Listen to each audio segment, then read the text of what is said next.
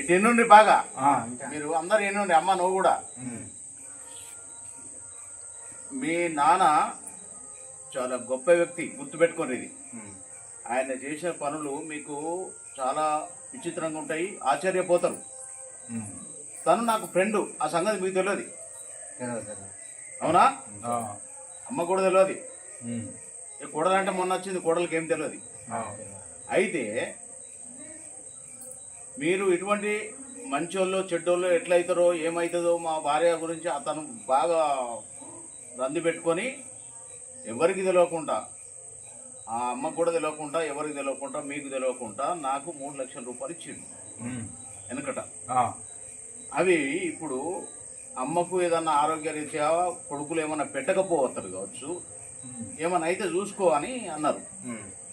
తను అంత నమ్మకంతో చనిపోయేటప్పుడు చేతులు చేసుకున్నాడు. బాగా గుర్తుపెట్టుకోరు ఇది. నేను అదే నమ్మకంతో, అంటే రామరెడ్డి పటేల్ అంటే ఏంది అర్థమైందా? ఎవడు ఇయ్యడు ఈ కాలంలో. కానీ నాకు నిజాయితీ, ఫ్రెండ్ మీద నిజాయితీ ఉన్నది, మీ కుటుంబం మీద నిజాయితీ ఉన్నది, నా సమాజం మీద కానీ నా ఊరి మీద కానీ నేను నిజాయితీగా ఉంటా కాబట్టి. అమ్మకు మొన్న హాస్పిటల్కు ఖర్చు అయినాయి 2 లక్షలు పెట్టాను. మొత్తం 3 లక్షలతోటి 5 లక్షలు అయినాయి. అమ్మకు మొన్న 2 లక్షలు తీసుకొచ్చిన, రవికి అప్ప చెప్పడం జరిగింది.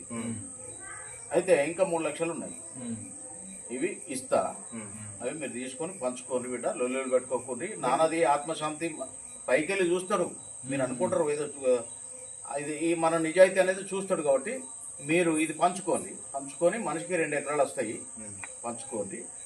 మీరు అమ్ముకోవాల్సిన అవసరం లేదు. నా మీద పెట్టిన నమ్మకం మీ కుటుంబం మంచిగా ఉండాలని తన అంత ఆత్మగా చేసుకున్నాడు. కాబట్టి అమ్మను బాగా చూసుకోండి. ఫస్ట్ పాయింట్, అమ్మను బాగా చూసుకోండి, మీ భార్యలను బాగా చూసుకోండి.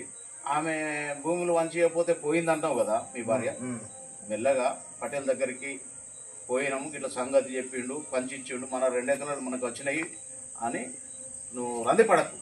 రాజా రందిపడకు, రాము రందిపడకుండ్రి, రవి కూడా చెప్పుండ్రి. అమ్మను మంచిగా చూసుకొని ఇది పంచిస్తా. ఓకే? సరే.